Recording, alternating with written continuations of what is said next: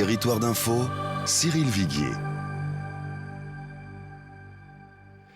Bonjour et bienvenue dans la matinale de Public Sénat et de Sud Radio avec la presse quotidienne régionale. En ce dernier jour de la semaine, aujourd'hui nous accueillons Yves Gégaud. Bonjour Yves Gégaud. Bonjour. Vous êtes député de Seine-et-Marne et premier vice-président de l'UDI. Yves Gégaud, le lycée parisien Jean Carré, surnommé la Maison des réfugiés, est évacué ce matin.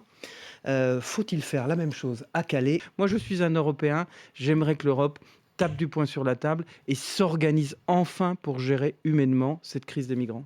Yves Gégaud, Marine Le Pen arriverait en tête dans le Nord-Pas-de-Calais selon un sondage BVA paru ce matin dans la presse régionale et notamment chez nos amis de Ouest France. Pour vous, ça signifie quoi ce matin ? C'est d'abord la victoire du populisme qui explique avec des problèmes compliqués avec des réponses simples. Quand Marine Le Pen explique aux Français que l'ennemi intérieur, ce sont les musulmans et que l'ennemi extérieur, c'est l'Europe, ça frappe les esprits, même si c'est une vision caricaturale des choses. Donc, et puis deuxièmement, c'est la démonétisation de la classe politique telle qu'elle apparaît, dont je fais partie, je ne me mets pas en dehors de ça. Et c'est un cri de désespoir, le vote Marine Le Pen. C'est offrez-nous de la nouveauté, offrez-nous du neuf, donnez-nous des explications au monde qui change, adapter la France à ce monde qui change. Est-ce qu'il faut tomber dans son piège pour commenter ces états d'âme de star qui peut refuser une émission de télévision ? C'est fait, déjà, tout le monde le commente. Elle a réussi son coup.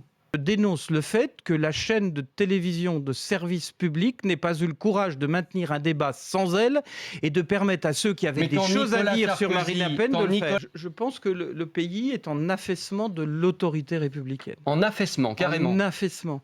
Que quand on voit dans la même journée des avocats qui défendent leur profession se faire tabasser et molester par la police et qui obtiennent gain de cause quand même auprès de la ministre de la Justice. Dans la même journée, voir ce qu'il est convenu d'appeler des gens du voyage qui créent une émeute pour exiger de la justice un certain nombre de choses et qu'il n'y a pas de réaction plus puissante, plus visible de l'autorité républicaine, il y a un problème dans notre pays. Vous avez dit tout à l'heure, on ne peut pas gérer les problèmes du 21e siècle avec des hommes politiques du 20e siècle. François Hollande, Nicolas Sarkozy, Alain Juppé, ce sont des hommes de quel siècle ?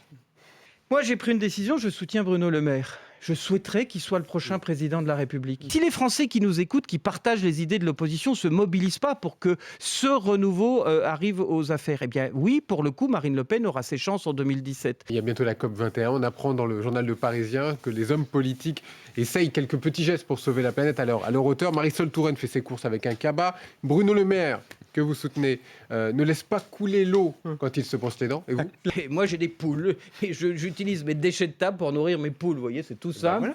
Voilà. C'est peut-être un peu basique, mais au moins, c'est pédagogique pour mes enfants. Et je crois que c'est utile à la planète parce que ça lutte contre le gaspillage alimentaire et ça permet d'obtenir des œufs de meilleure qualité dont je me ferai un plaisir de vous en offrir quelques-uns. Avec plaisir. Merci de votre fidélité et on se retrouve lundi. Au revoir.